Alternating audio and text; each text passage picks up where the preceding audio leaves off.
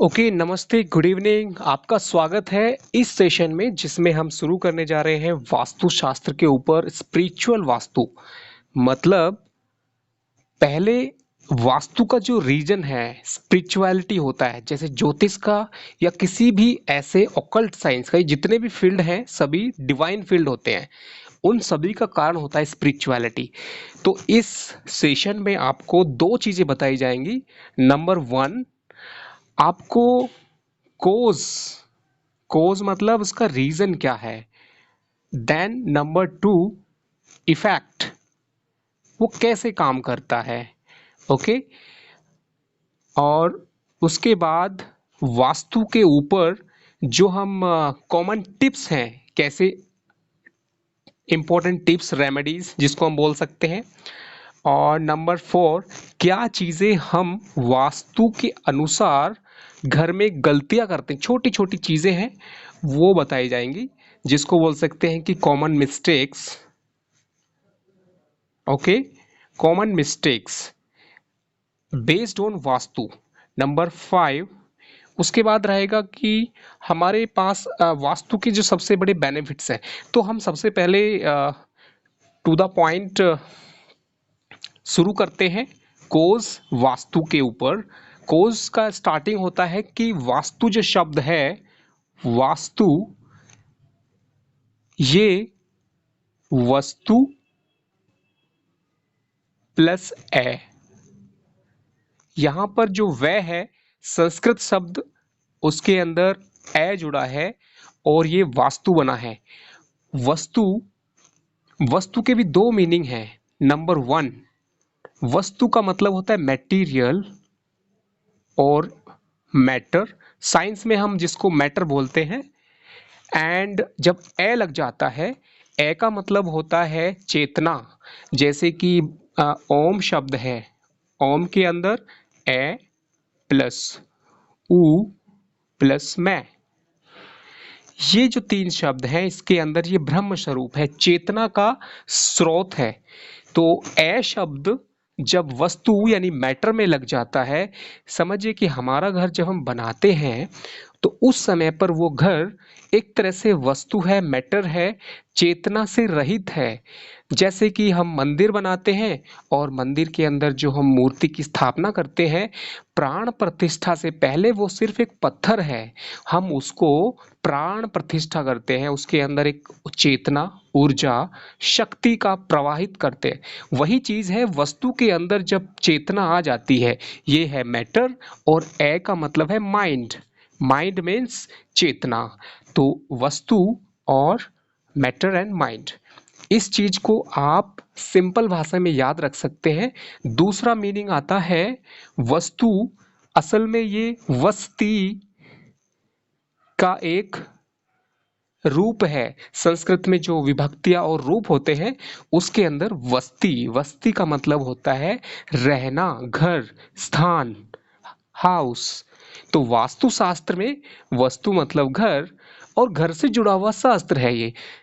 एक तरीके से समझ सकते हैं कि वस्तु मतलब मैटर, और उसके अंदर चेतना कैसे भरी जाए, मतलब हमारा घर सिर्फ एक पत्थर, दीवारों से, मिट्टी से बना हुआ एक, सिर्फ एक नॉर्मल जगह ना बनकर रह जाए, उसके अंदर चेतना भी रहे। और चेतना वो होती है, सिर्फ हमें बढ़ानी पड़ती है। तो वास्तुशास्त्र मतलब हमारे घर को चेतना के द्वारा, उसके अंदर प्राण ऊर्जा, उसके अंदर सकारात्मक ऊर्जा, उसके अंदर सभी तरह की जो पॉजिटिव वाइब्रेशन है उसको बढ़ाने का जो विज्ञान है वो है वास्तुशास्त्र। तो मुझे उम्मीद है कि शॉर्टकट में मैंने आपको समझाने की कोशिश की है। ओके, अब ये आगे बढ़ते हैं कि जो चेतना है वो कैसे काम करती है इस पूरे ब्रह्मांड में।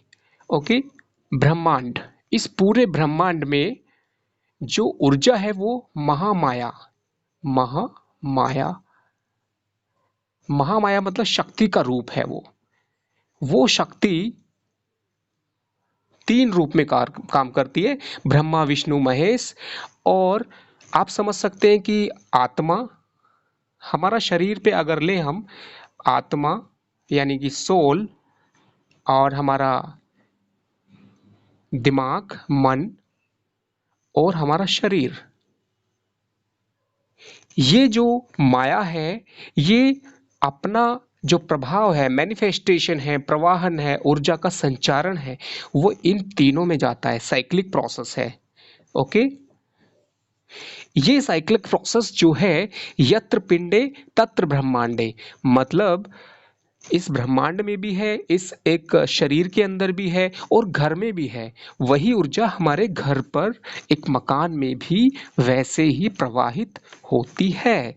तो ये आपको याद रखना है, यत्र पिंडे तत्र ब्रह्मांडे, यत्र पिंडे तत्र ब्रह्मांडे।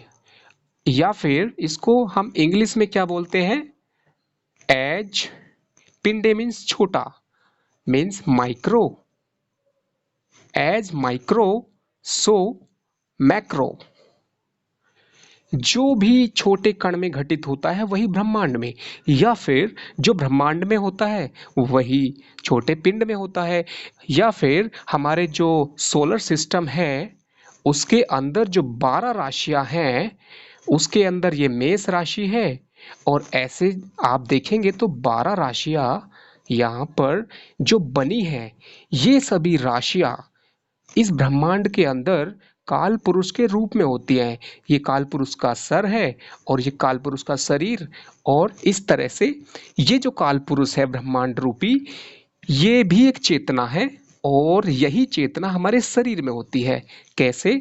हमारे शरीर में जो सबसे ऊपर समझिए कि जो हमारा सर है वहां पर मेष राशि होती है। ओके, ये लास्ट में मीन राशि, यानी कि मेष, वृष, मिथुन, कर, सिंह, कन्या, तुला, वृश्चिक, धनु, मकर, कुंभ, मीन, ये 12 राशि हमारे इसमें होती है। सेम इसी तरीके से हमारे घर पर भी सेम राशियां होती हैं। कैसे? आप देख सकते हैं कि जो हमारा घर है, आप एक रफली याद रखें हमेशा, नॉर्थ, ईस्ट, वेस्ट, साउथ, पूर्व दिशा, पश्चिम दिशा, नॉर्थ, साउथ, ये जो 4 दिशाएं हैं, इसके अंदर भी वो सब कुछ होता है। कैसे? इसके अंदर आप देखेंगे तो हमारे घर के अंदर जो प्राण आता है वो सूर्य से आता है। सूर्य, जब हम सुबह उठते हैं तो हम जो ईस्ट की तरफ से जो सूर्य आता है, वह प्राण हमारे जो घर रूपी शरीर है उसमें एक ऊर्जा भरता है। वो ऊर्जा का जो एक तरह से समझिए कि एंट्रेंस है या सोर्स है, वो ईशान्य कोण होता है, नॉर्थ और ईस्ट के बीच का कोण। ओके, उसके बाद जब सूर्य के अंदर जो तापमान है, टेम्परेचर है, वो बढ़ जाता है तो यहाँ पर अग्नि कोण बन जाता है। सूर्य का जो फ्लो है वो इस तरह से चलता है। तो ये हो गया ईशान्य कोण। ओके, नॉर्थ ईस्ट, ये ईशान्य कोण। और यहाँ पे इसके सामने ये है देवीय, देवीय, और यहाँ पे सामने राक्षस, ये अग्नि, ये वायु। तो मैं जो बता रहा था कि यत्र पिंडे तत्र ब्रह्मांडे, पूरे ब्रह्मांड में जो हो रहा है वो हर कण में हो रहा है, जो हमारे शरीर में भी हो रहा है, जो हमारे घर में भी हो रहा है। कण कण में जो भगवान बसे हैं, कण कण में जो चेतना है वो हमारे घर में भी होती है। कैसे होती है? आप देख सकते हैं कि इस ड्राइंग के अंदर यहाँ पर जो सूर्य का सबसे ज्यादा चेतना का प्रभाव है वो यहाँ पर है। ये जो हिस्सा है ये हमेशा हमें हल्का रखना चाहिए, ये हिस्से में हमें पवित्र चीजें रखनी चाहिए। ये हिस्सा हमेशा ऊर्जा, इसके अंदर सूर्य का प्रकाश आने देना चाहिए। हम यहाँ पे कोई ऑब्स्ट्रक्शन बंद ना करें, जैसे कि खिड़कियाँ वगैरह कुछ अगर है तो वहाँ पर खुला रहना चाहिए। ये जो है, ये दीवार हमेशा स्ट्रोंग होनी चाहिए। यहाँ पे खिड़कियाँ आप बंद रख सकते हो, ये खिड़कियाँ खुली रहनी चाहिए। ऊर्जा इस तरह से आती है हमेशा। कोई भी घर हो, आपके घर की डायरेक्शन आप किधर भी होने दो, आप बस ये देखें कि सूर्य का प्रकाश आपके घर में जरूर आए। सुबह का प्रकाश, शाम का प्रकाश घर में ना आए, नहीं तो ये राक्षसी प्रवृत्ति बढ़ जाएगी। अभी ये जो टॉपिक है कि कहाँ पे क्या होना चाहिए, ये बहुत विस्तृत है, इसको अगले सेशन में करेंगे। बट रफली मैंने बता दिया है, ये ईशान्य कोण है हल्की चीजें, ये भारी चीजें, ये अग्नि कोण है और ये वायु कोण है। ओके, इनके अंदर जो थोड़ा सा एक्सप्लेनेशन में एस्ट्रोलॉजी का करना चाहूँगा, क्योंकि ये सारे सब्जेक्ट जो हैं आपस में जुड़े होते हैं। आने वाले सेशन में आपको बहुत अच्छे से एस्ट्रोलॉजी भी साथ में समझाई जाएगी। एस्ट्रोलॉजी को कैसे समझाएंगे इसके अंदर? समझिए कि आपका जो घर है, इस घर के अंदर याद रखें कि जो अग्नि कौन है, अग्नि फायर, यहां पे मेष राशि होती है। ओके, उसके बाद अग्नि के बाद यहां पर पृथ्वी है, ये पृथ्वी तत्व, ये है वृष राशि जो कि 2 होती है। उसके बाद वायु तत्व है, यहां पर 3 मिथुन राशि है। और उसके बाद जल तत्व है, यहाँ पर 4 होती है। यहाँ पर 5 यानी सिंह राशि जो अग्नि तत्व है। यहाँ पर 6 मतलब पृथ्वी जो कि पृथ्वी तत्व है यानी कन्या राशि। यहाँ पर 7 यानी तुला राशि वायु तत्व है। यहाँ पर 8 यानी वृश्चिक जो कि जल तत्व है। यहाँ पर 9 अग्नि तत्व की राशि धनु। यहाँ पर 10 मकर राशि पृथ्वी तत्व की है। यहाँ पर 11 वायु तत्व की कुंभ राशि। 12 मीन राशि जो जल तत्व की राशि है।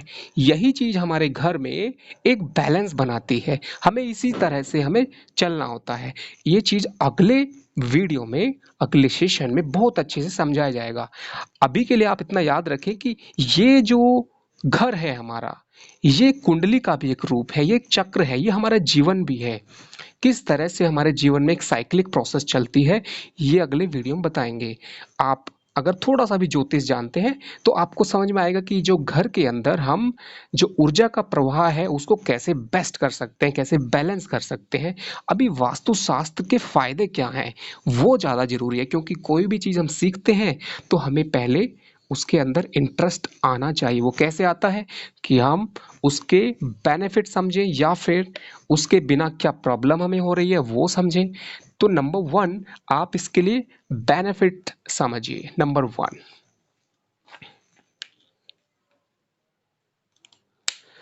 ओके, बेनिफिट्स के अंदर जो आपके 5 एलिमेंट है, 5 एलिमेंट्स जो 5 तत्व होते हैं। 5 तत्व क्या होते हैं? भगवान। भगवान शब्द से हमें पता चलता है कि 5 एलिमेंट भूमि, गगन, वायु, अग्नि, नीर, 5 एलिमेंट, इनको बैलेंस करना हम सीख जाते हैं। हमारा जो घर है वो एक चेतना है, उसके अंदर एक वास्तु पुरुष होता है। वास्तु पुरुष, वास्तु पुरुष मतलब घर रूपी पुरुष जो एक चेतना के रूप में है, उसके अंदर 5 एलिमेंट को बैलेंस करना होता है। ओके, तो ये सबसे जरूरी होता है। नेक्स्ट, इसका अलावा आता है कि आपको सीखना होगा कि जो टाइम एंड स्पेस, मतलब ये टाइम है, ये स्पेस है, और ये वास्तु हमारे घर का वास्तु है। ओके, तो ये आप समझ सकते हैं कि ये मैंने क्यों बताया है। 5 एलिमेंट आपने समझ लिया कि हम जो 5 एलिमेंट है, घर के अंदर वेंटिलेशन होना चाहिए, घर में जो अग्नि तत्व है उसका बैलेंस होना चाहिए, मतलब धूप इतनी भी ज़्यादा ना है कि अग्नि तत्व बढ़ जाए, और वायु बैलेंस होनी चाहिए। मतलब सारी खिड़की, मैंने देखा है काफ़ी लोग बंद ही करके रखते हैं अपने घर की खिड़कियाँ कि बाहर से डस्ट आ रहा है या बाहर से कुछ प्रॉब्लम हो रहा है। खिड़कियों को कम से कम आप हमेशा सुबह के टाइम पे खोल कर रखें, जो प्राण ऊर्जा सबसे ज़्यादा आती है। अगर आपको लगातार नहीं खोल सकते हैं तो सुबह के टाइम जरूर खोलें। उसके बाद अग्नि तत्व, वायु तत्व, पानी, लिक्विड, इसका होता है जो घर के अंदर मॉइस्चर ना हो, किसी भी घर के रूम में कहीं पे भी मॉइस्चर का इफेक्ट नहीं होना चाहिए। तो ये हम एलिमेंट को बाद में बताएंगे अच्छे से, बट रफली आप समझ लें। वास्तु पुरुष जो कि घर है हमारा, जैसे मैंने बताया था कि जो कोई भी घर के अंदर जो 5 एलिमेंट होते हैं, ऐसे ही वास्तु पुरुष जैसे कि काल पुरुष है, ऐसे ही वास्तु पुरुष का मैं आपको कंसेप्ट बताऊंगा, उससे पहले आप इसको जो बेनिफिट है वो समझ लेते हैं। 5 एलिमेंट बैलेंस हो गया। वास्तु पुरुष की जो ऊर्जा है वो टाइम एंड स्पेस, वास्तु पुरुष की जो ऊर्जा है वो हमें इस तरह से बढ़ानी है कि हमें समय के साथ साथ जैसे जैसे टाइम बीतता जाएगा और वास्तु पुरुष की ऊर्जा बढ़ेगी, क्योंकि जब हम घर में रहते हैं तो सबसे पहले हमें क्या करना चाहिए, नंबर 1 गृह प्रवेश का तरीका, गृह प्रवेश करने का जो प्रोसीजर है, तरीका है, उसको फॉलो करना चाहिए। टाइमिंग, उसके अंदर मुहूर्त आता है। मुहूर्त, मुहूर्त मतलब एक स्पेसिफिक घड़ी, एक स्पेसिफिक समय जो कि सबसे ज़्यादा ऑस्पिशियस हो, जो श्रेष्ठ काल हो उस टाइम पे, तो ये मैटर करता है। उसके बाद नेक्स्ट क्या फायदा है वास्तुशास्त्र का, नंबर 2 है मीन्स नेक्स्ट नंबर 3 में आएगा, आपको हमेशा हेल्थ के लिए, अगर आपके घर का, आपका जो घर है वो आपके शरीर की तरह है, क्योंकि वो आपका आवरण है। आपके घर में अगर वास्तु अच्छा है तो हेल्थ अच्छा हो जाएगा। Okay. Number 4 money, financial. Vastushastra का मनी से क्या कनेक्शन है, घर के अंदर अगर निगेटिव एनर्जी है तो इसकी वजह से हमेशा इसकी जो समझिए कि इसकी सजा, अगर हमारे घर में निगेटिव एनर्जी है उसकी सजा हमें कैसे कैसे मिलती है, हेल्थ खराब होते हैं लगातार, या फिर कुछ बड़ी प्रॉब्लम आ जाती है, या फिर किसी किसी को तो समझिए कि मीन्स जॉब प्रॉब्लम, बच्चों की प्रॉब्लम, या फिर हेल्थ, बहुत सारी प्रॉब्लम आती हैं, उससे कनेक्टेड मनी भी है। ओके। तो ये वास्तु का बहुत बड़ा कनेक्शन है, वो अगले सेशन में रीजन के साथ, कारण के साथ बताया जाएगा, एक उसके पीछे लॉजिक है। ओके। और आपको समझना होगा कि जो आपका घर में पॉजिटिव एनर्जी है उसको आप उसके एक तरीके हैं, टिप्स है। ओके। उससे हम कैसे कर सकते हैं, इससे हम वास्तु अगर सीखेंगे तो हम बहुत अच्छे से एक्सपर्ट बन सकते हैं, काफ़ी लोगों को गाइड कर सकते हैं।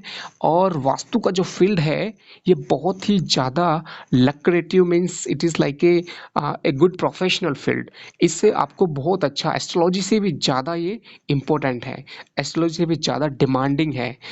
एस्ट्रोलॉजी में बहुत लोगों को इंटरेस्ट कम हो सकता है, बट वास्तु क्या है कि हर इंसान की ज़रूरत है, हर घर की ज़रूरत है। तो इसके लिए आपको टिप्स क्या करने हैं। ओके। नंबर 1, आपको कौन कौन से टिप्स फॉलो करने हैं।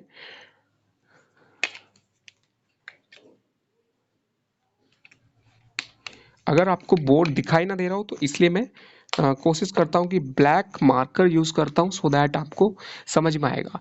मैं एक सिंपल से टिप्स बता देता हूँ, क्योंकि ये सारी चीज़ें बहुत लंबी हैं, इनको मैं आपको साइंटिफिकली अगले सेशन में बताऊंगा। नंबर 1 टिप्स कैसे करना है आपको। नंबर 1, हमेशा जो है घर के अंदर आपका जो ड्राइंग रूम है, कुछ भी है, उन सभी में आप जब भी बैठे, खाना खाएं, पढ़ाई करें, कुछ भी करें, आपका जो फेस है वो हमेशा नॉर्थ और ईस्ट होना ही चाहिए। नंबर 2, आप घर में जो डेली पोछा लगाते हैं या फिर घर के अंदर आप पानी का छींटा लगाते हैं, ओके,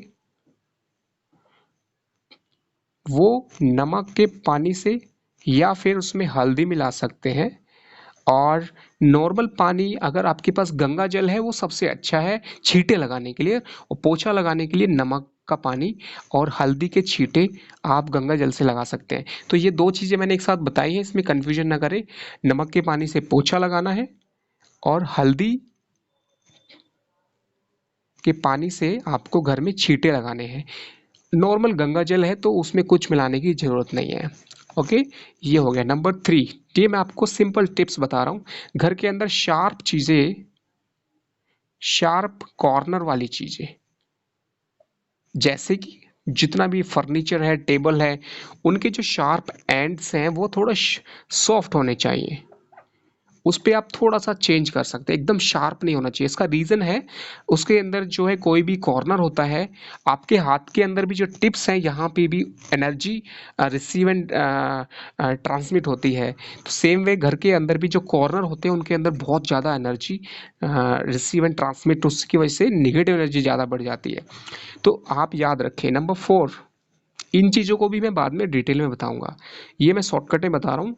ओके। इसके बाद घर के अंदर नेचुरल स्टोन्स लेके आना चाहिए हमेशा। नेचुरल स्टोन, स्टोन मतलब पत्थर, नदी से आप घर में लाके रखिए, वो अच्छा है।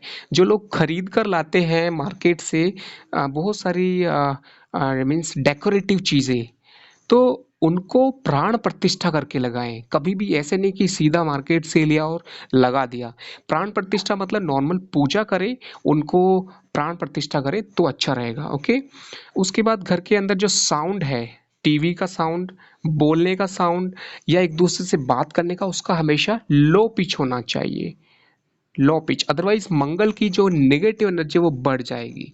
लाइट, जो प्रकाश है घर के अंदर, सूर्य का प्रकाश, लाइट का प्रकाश हर घर में, हर कमरे में, हर जगह पे बहुत अच्छा होना चाहिए। ओके। Number 7, colour. कलर का बहुत इम्पोर्टेंस है। कलर का कैसे है, किस रूम में कौन सा कलर होना चाहिए, उसको मैं अगले सेशन में बताऊंगा। इसका इम्पोर्टेंस कैसे है, अगर समझिए कि आपने पूरे घर को रेड कर दिया, तो मान के चलिए कि एक महीने के अंदर आप घर के मेंबर्स के लिए मंगल की जो निगेटिव एनर्जी, उसकी वजह से बहुत सारे psychological changes, health problem and all, बहुत सारा कुछ आएगा। और ब्लैक कलर का इफेक्ट है, सभी कलर का कुंडली के हिसाब से घर का मालिक कौन है। तो ये चीज़ थी एक जनरल। और भी बहुत सारी चीजें हैं, जैसे कि वास्तुशास्त्र के अंदर जो घर का मालिक होता है, मालिक, जो घर का मालिक है उसकी जो कुंडली है, उसके अकॉर्डिंग कुछ वास्तु रेमेडीज होती हैं, वो मैं अगले सेशन में बताऊंगा। ओके। उसके बाद आप हमेशा कोशिश करें कि जो घर का मेन गेट है, मेन गेट, उसके अंदर सबसे ज़्यादा एनर्जी होनी चाहिए। कैसे, वहाँ पे आपको कुछ सिंबल लगाने हैं, कुछ एनर्जी के लिए प्राण प्रतिष्ठा करके लगाना है। जैसे कि ओम का सिंबल होता है, एक स्वास्तिक होता है, इस तरह की चीज़ें आपको लगानी है। ओके। मेन गेट पर और भी बहुत सारी चीज़ें, जैसे कि कलर कैसा होना चाहिए, मेन गेट पे क्या क्या चीज़ें नहीं लगानी है, मेन गेट के पास में आप तांबे का तार लगाने से किस तरह से ऊर्जा बढ़ती है। तो नेम प्लेट का एक रेमेडी है, बहुत सारी रेमेडीज हैं जिनको आगे सेशन में डिटेल में बताएंगे। ओके। एक रेमेडी होता है कि ईशान्य कोण जो है वो आप कैसे स्ट्रॉन्ग बनाए, क्योंकि घर का जो ताकत है वो सबसे ज़्यादा कहाँ पे होता है, ईशान्य कोण। ईशान्य कोण के अंदर आप हमेशा समझिए कि जो कलश होता है उसमें पत्ते जो लगे होते हैं, ओके, उस कलश को आप हमेशा ईशान्य कोण में रखना है। और उससे उससे कैसे एनर्जी बढ़ेगा वो मैं आपको बाद में बताऊंगा, क्योंकि ईशान्य कोण सबसे पावरफुल होता है। तो ये सिंपल टिप्स थे। और भी बहुत सारे टिप्स हैं, जैसे कि कौन कौन से पिक्चर्स हम लगा सकते हैं कौन सी दीवार पर, उससे क्या फ़र्क पड़ेगा, कौन से पिक्चर्स नहीं लगाने हैं। और जो एस्ट्रोलॉजिकली जो सभी ग्रह होते हैं उनके उपाय भी वास्तु से आते हैं। जैसे सूर्य, सूर्य का उपाय आपको वास्तु में करना है। कैसे, कि जो आपका सूर्य का सिंबल है, ऐसी एक तांबे की कोई भी डिज़ाइन आपको घर पे लगानी है। कहाँ पे लगानी है वो अगले सेशन में बताएंगे। ऐसे ही चंद्रमा का उपाय होता है कि आपको हमेशा एक घर में चांदी का गिलास या बर्तन रखना है, और उसके पानी को सभी को थोड़ा थोड़ा डेली दवाई की तरह, मतलब पूरे पानी मिला सकते हैं बट थोड़ा सा, मतलब डेली उसको पीना है। ये कैसे काम करता है, मंगल। घर के अंदर कलर थेरेपी, शार्प चीज़ें नहीं रखना है, कलर के हिसाब से कौन सा कलर, और खाने पीने में क्या चीज़ें नहीं होनी चाहिए, ये सारी चीज़ें मंगल के उपाय बताएंगे। बुध का उपाय क्या होता है, घर के अंदर हमेशा कोशिश करें कि जो इलेक्ट्रॉनिक आइटम है जिसका बुध कमज़ोर होगा कुंडली में, उसके घर में इलेक्ट्रॉनिक आइटम खराब होते रहेंगे, मोबाइल का नेटवर्क नहीं मिलेगा ठीक से, मोबाइल खराब हो जाएगा, मोबाइल रखने की इच्छा ही नहीं होगी जब प्रॉब्लम आएगी। ऐसी बहुत सारी चीज़ें हैं, इनको ज्योतिष के हिसाब से बताया जाएगा कि उसकी क्या रेमेडीज़ हैं।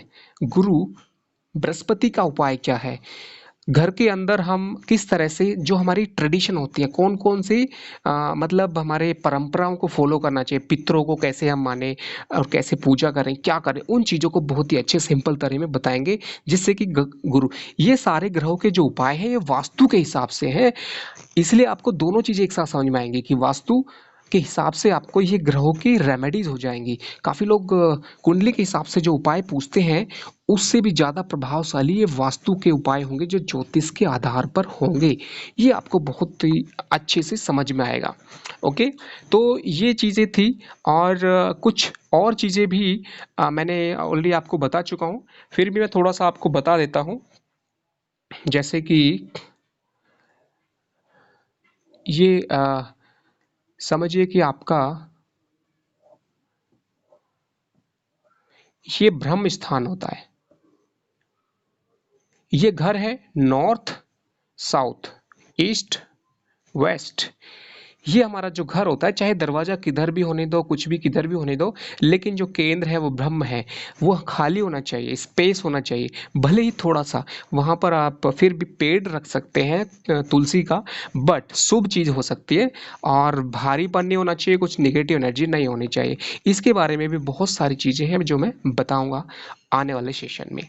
उसके बाद आपको याद रखना है कि जो 5 एलिमेंट्स हैं उनमें अंदर बीच वाला जो एलिमेंट है ये स्पेस है, और जो 4 एलिमेंट है वो 4 कॉर्नर पे आएंगे, जैसे कि यहाँ पे जल, water, and this is fire, अग्नि, अग्निकोण, और यहाँ पर भूमि, नेत्रक्य कोण, और यहाँ पर वायु, एयर साइन। तो ये जो 4 एलिमेंट है कॉर्नर पे और बीच में स्पेस, और इन चीज़ों को वास्तु के साथ साथ ज्योतिष और आयुर्वेद का भी कनेक्शन बताया जाएगा।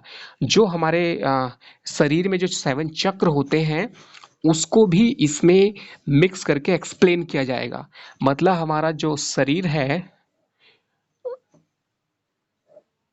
उसके अंदर जो आपका सबसे ऊपर है सहस्त्रार चक्र, सहस्त्रार चक्र, उसके बाद त्रिनेत्र, थर्ड आई चक्र, उसके बाद विशुद्धि चक्र, उसके बाद अनाहत चक्र, उसके बाद मणिपुर, उसके बाद स्वादिष्ठान, उसके बाद मूलाधार। ये जो 7 चक्र हैं ये हमारे घर से कैसे कनेक्टेड हैं, हमारे घर के अंदर जो वास्तु पुरुष होता है उसको भी आप ये यहाँ से शुरू करते हैं, वो कैसे आप उनको एक्टिवेट कर सकते हैं, और फिर खुद को अपने जो 7 चक्र हैं उनको कैसे समझ सकते हैं, वास्तु पुरुष के हिसाब से कैसे उनको एक्टिवेट कर सकते हैं, कहाँ पे हमें क्या चीज़ रखनी चाहिए। ये बहुत ही इंटरेस्टिंग टॉपिक है। आपको इस कोर्स के अंदर सबसे इंटरेस्टिंग क्या बात आएगी कि आपको कम समय में ज़्यादा सीखने को मिलेगा। आपको ये वीडियो कई बार देख के नोट्स बनाने होंगे, और सबसे अच्छी बात है कि इसके अंदर आपको साथ में एस्ट्रोलॉजी का भी इंटरेस्ट आएगा। दूसरा, आपको क्वांटम फिजिक्स, क्वांटम फिजिक्स के भी कुछ कनेक्शन एक्सप्लेनेशन होंगे। नंबर 3, इसके अंदर आपको 7 चक्रा और उनका हीलिंग भी होगा, कैसे उसका हीलिंग कर सकते हैं, कैसे हम उसको समझ सकते हैं, कैसे कनेक्टेड हैं। नंबर 4, आपको रेमेडी जो बताई जाएंगी, कोई भी रेमेडीज तोड़ फोड़ की नहीं होगी। मतलब किचन को उठा के उधर से उधर रख दो, तोड़ के ये कर दो, वो कोई भी रेमेडीज तोड़ फोड़ की नहीं होगी। सारी रेमेडीज विदाउट मॉडिफिकेशन होंगी, क्योंकि तोड़-फोड़ करने से उसी तरह से होता है प्रॉब्लम, जैसे कि कोई इंसान, हमने समझिए कि कोई इंसान काफ़ी बच्चा बड़ा हो गया, और जब बड़ा हो गया फिर हम बोलते हैं कि अब इसका हाथ को हटा के यहाँ लगा दो, पैर वहाँ लगा दो। ऐसा नहीं कर सकते। हमारा घर भी वैसे ही होता है। एक बार घर बनता है, उसके अंदर बार-बार तोड़-फोड़ करने से उसकी जो प्राण ऊर्जा है वो कम हो जाती है। ओके, तोड़-फोड़ करने में प्रॉब्लम नहीं होती है, बट उसके अंदर प्राण ऊर्जा की कमी आ जाती है। वैसे ही जैसे कि एक इंसान का समझिए कि एक्सीडेंट हो जाए, उसको प्रॉब्लम जो उसकी आती है, सेम वे हमारे हाउस में भी प्रॉब्लम आती है। जो हमारा घर होता है वो एक समझिए कि मंदिर होता है। मंदिर,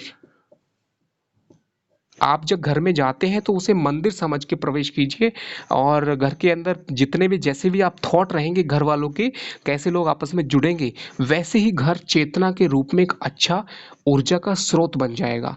ये सारी चीज़ें आपको बहुत ही आध्यात्मिक तरीके से डिटेल में बताई जाएंगी, क्योंकि अभी के लिए इतना ही।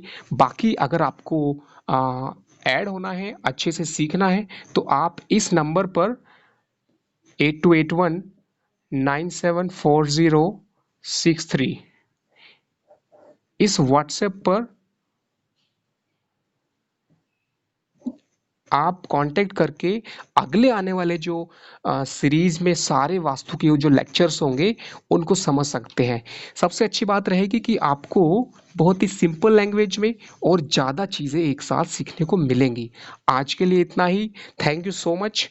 और मुझे उम्मीद है कि आपको आज का सेशन कुछ ना कुछ समझ में आया होगा, और ऐसे ही बहुत सारी चीज़ों को एक्सप्लेन किया जाएगा। और आपके क्वेश्चंस, आपकी कोई इच्छा है कि इस सेशन के अंदर क्या चेंज किया जाए, का कुछ भी प्रॉब्लम है, आप मुझे बता सकते हैं। लैंग्वेज का प्रॉब्लम भी है कुछ लोगों के लिए, तो आधा सेशन हम समझिए कि 2 सेशन रखेंगे, एक सेशन हिंदी में और सेम टॉपिक को इंग्लिश में बताएंगे। तो इस तरह से बहुत सारी प्रॉब्लम का सॉल्यूशन निकाल सकते हैं। तो मुझे उम्मीद है कि आपको ये समझ में आया होगा। Thank you and wish you all the best and wish you happy learning. Okay, thank you.